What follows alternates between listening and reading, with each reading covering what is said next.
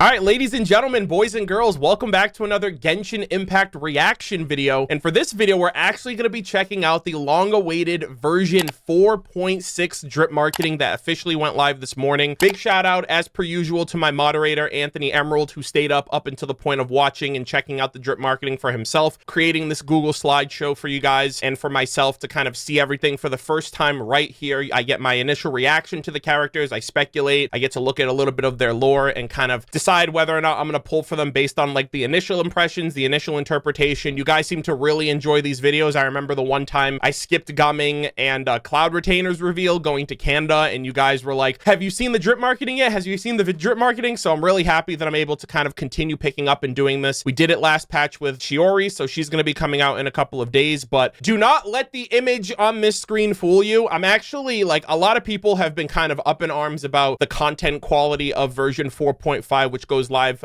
in a couple of days. But personally, for me, I have not had a chance to try out or check out anything regarding Chen Yu Vale. For version 4.4, the only content that I primarily focused on was Cloud Retainer story quests, the Lantern Rite Festival, and the cooking event that took place at Wangshu Inn, just because I've been primarily focusing on getting back into like anime reaction and review content on my main YouTube channel, youtube.com/MurderofBirds. If any of you guys are curious, I'm checking out anime like Attack on Titan, Erased, Beastars. I'm actually going to be doing reaction content to Frieren and Solo Leveling relatively soon. And because I've been prioritizing my main channel, I haven't been doing a whole lot of streams. Of course, content on this channel is still being uploaded with my playthrough series going through the Sumeru Archon quest at the current moment. I'm hoping that 4.5 can get me through all of the content I need to up to this point, because there's still some world quests in Fontaine that I have to wrap up. There's all the Chen Yu Vale exploration and world quests here that I have not seen or done at all. Given the fact that 4.5, the only thing I have to worry about is Chiori story quest and the Mondstadt event, I'm hoping that 4.5 can kind of be my big sweep, my big cleanup. 4.6 has a lot of implications, and I know this is about the characters and the drip marketing, but let me cook real quick, because based on the record, the track record of Genshin, I think this is going to be a substantial patch. So based on what we've gotten so far and based on what we can expect before Natlin comes out for 5.0, we know that we get a Dainsleif quest every year. We got one during 1.3 with the Bowkeeper quest that introduced Dainsleif. We got 1.4 with the We Will Be Reunited content. We had him again in 2.6 with the Chasm, 3.5 with Kari Bear last year. And because we didn't get any information on him in 4.5, I think 4.6 is going to be when we get more information. We're going to get Dainsleif included with the Dainsleif interlude Archon quest focusing on, you know, Celestia, the Abyss, the Archons, our sibling, Conria, and everything else, and something that kind of pushes the end game story forward. So I'm really hoping that's one thing that we end up getting. Another thing that I feel like we're going to be able to get is because we got Chen Yu Vale in 4.4. 4.5 is looking pretty light. I think we're going to get the last expansion of Fontaine in 4.6, which gives us Petrichor, which is the town that Renee de Petrichor is from the Narcissan Croix Ordo questline, as well as the Daydreamers Club that was heavily introduced and talked about during the Evermotions picture event a couple of years ago. So there's a lot of things to look forward to, a lot of things to sink our teeth into, I think, with 4.6. Another thing to consider is the second story quest for the Archon. Given that Neuvillette is on the banner, pretty sure the Archon quest will probably focus on Farina featuring Neuvillette, since he is the Hydro Authority of Fontaine now following the Archon quest. And those have a lot of heavy lore implications as well, with the elemental dragons, with Celestia, with kind of pushing the plot forward, especially last year, getting characters like Apep fully introduced, as well as characters like Nibelung teased, like the Dragon King. So I feel like this patch 4.6 is going to be huge. Potential expansion, new characters, Dainsleif quest, and just kind of more things leading into the low period afterwards, where we get kind of set up with a light patch and then a summer patch and then Natlin in 5.0, which will probably be towards the end of the summer. But with all of that said, 4.6, the only two characters off the top of my head that I can expect at this point is Clorand and Sejuin, because those are the only characters that have been showcased in the initial Overture teaser that we have not gotten as playable characters yet. I know a lot of people have been hoping that Arlecchino makes a return as like a Harbinger that we can get that's playable, because we got the Wanderer last year, but even then, Child and Scaramouche were initially revealed and introduced during version 1.1. Child came out that same patch. Scaramouche took like 2 years for him to come out, and then last year we got Dottore introduced during Sumeru, but then he dipped. So it's been a while since we've gotten our hands on a playable Harbinger, and especially given her involvement in the Archon quest, I think it would be really interesting if she could potentially be one of the characters. Another thing too, they could throw in like a mysterious 4-star that no one's heard of or no one's expecting, just to kind of like blindside you, like they've done in the past. So overall, excited for all of the implications that version 4.6 can deliver and give. There's a lot of things that we can potentially look forward to. I hope that I'm on the mark with a lot of this stuff. But for drip marketing, thank you guys so much for the support. Leave your thoughts as well in the comments. Are you guys going to be pulling for any of these characters? I'll get into all of that in a moment. But without further ado, let us see who the first character for version 4.6 is. All right, let's see. Good actors hone the... No shot! Arlecchino! Oh my god! Wait, what the hell just happened? Do I have to click something? Pause? There's no way! Arlecchino playable! I have to keep it down. It's literally 7 o'clock in the morning. I'm literally gonna get evicted.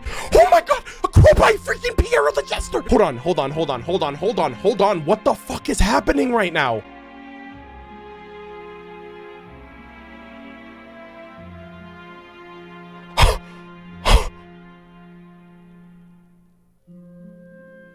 I literally cannot believe what I am seeing. Arlecchino is a playable fucking Harbinger. All right, I need to change this. I can't believe what I'm seeing right now. She's got a pyro vision. Does she have a delusion as well? Bro, how the fuck? I'm pulling for her. No questions asked, bro. I'm pulling for this character. I skipped Cloud Retainer, my first skipped character in Genshin Impact history from day one to now. She was the first character I skipped. I regretted the hell out of it, but I had to stand on business when I said I'm not going to be pulling for every character. I skipped Chiori because she seems kind of mid. I am going for Arlecchino. I am dumping all of my points, all of my primo gems.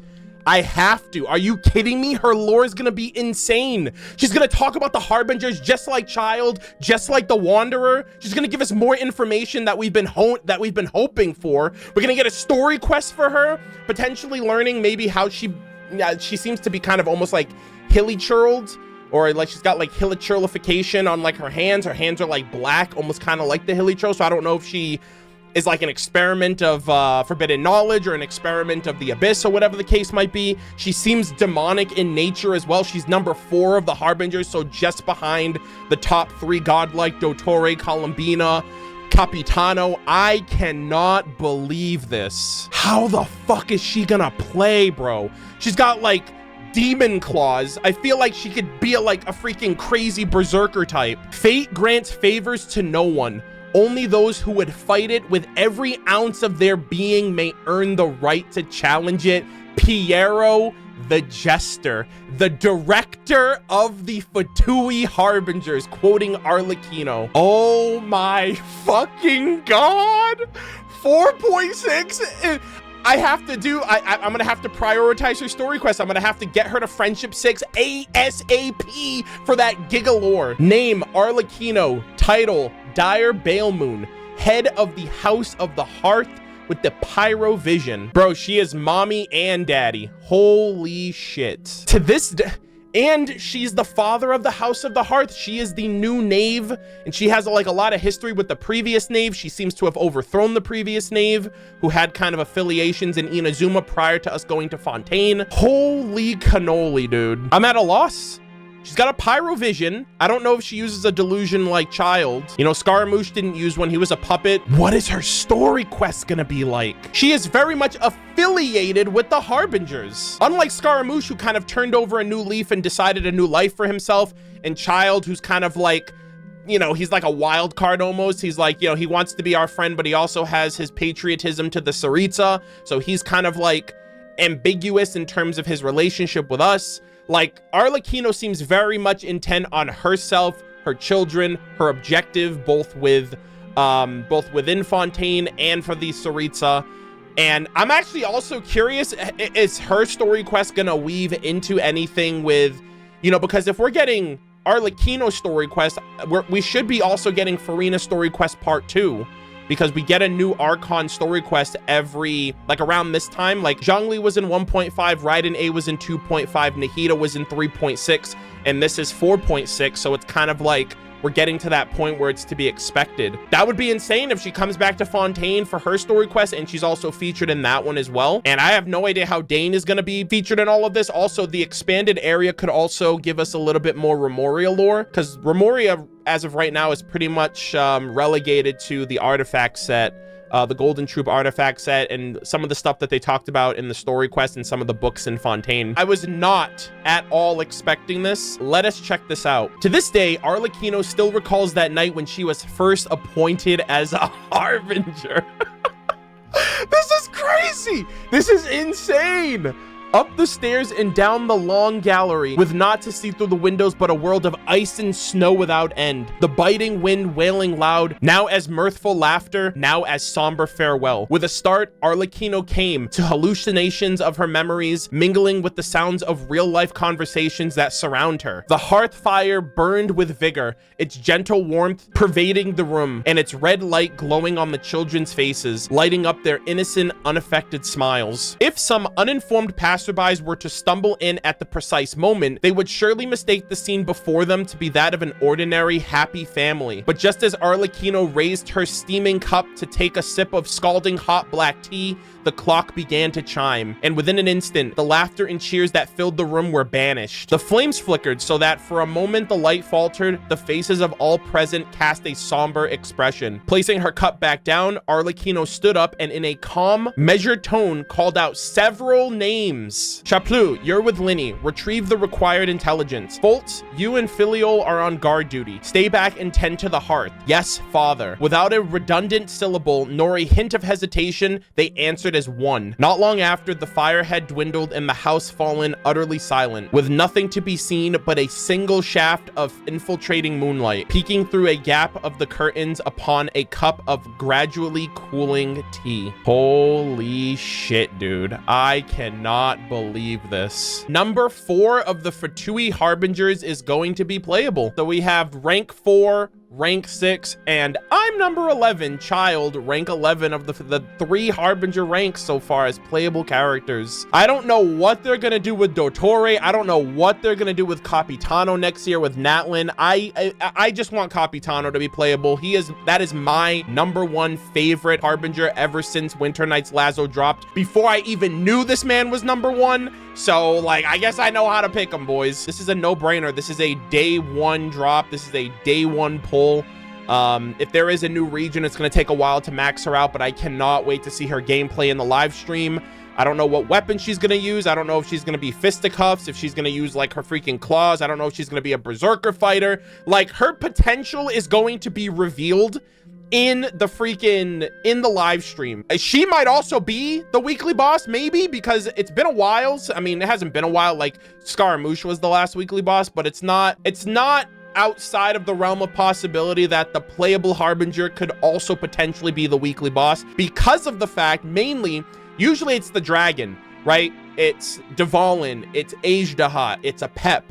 But because Neuvillette is the Hydro Dragon Sovereign with his full dragonhood back, and he's on our side, he's like an ally, there is no dragon force to fight. So it would be interesting if Arlecchino is introduced as a playable character, as a character with their own story, but her story is what gives the weekly boss instead of it being Farina's. Or maybe Arlecchino will be in Farina's story quest. I don't know what her purpose would be, because the Gnosis is already gone.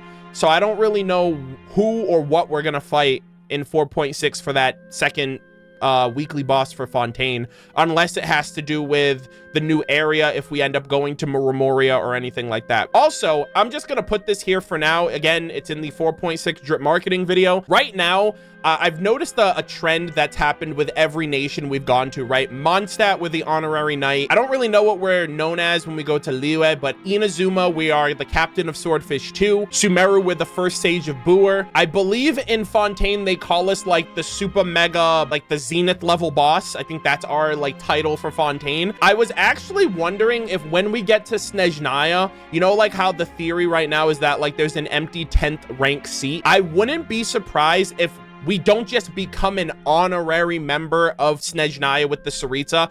I wouldn't be surprised if we become the 10th Harbinger seeded rank member ourselves when it comes to the Tsaritsa and the Snezhnaya Archon quest by the end of it, to kind of ally with her once we finally have all the no-seas and we go on to take down Celestia. I think that would be kind of cool because we kind of establish ourselves as like a figurehead in the nation by a certain title. So it'd be cool if going to Snezhnaya, we become a Harbinger ourselves as the playable character. I think that would just be kind of cool. And I was just thinking and pondering on it now that I'm thinking about all of the Harbinger lore we could potentially be getting. But yeah, this is a no-brainer. This is a must pull just for the lore implications and just the fact that she's rank 4 out of 11, and we know nothing about her capabilities. She is shrouded in mystery. She's got those like demonic claws, and I just feel like there's so much about her. It's gonna unlock so much more information about the other Harbingers, about the Fatui as a whole, and maybe a little bit more about her backstory, how she became the knave officially, and like everything else regarding Fontaine. But I think that's everything. Is that everything? Yes, that is everything. Anthony really went above and beyond with that presentation. It's very interesting though, because I'm assuming then that Clorand and Sejuin is going to be 4.7, 4.8 respectfully, and those two characters will lead out the remaining Fontaine roster up until the point where we go to Natlin in 5.0, which will most likely be after the summer event. So they'll probably go 4.6,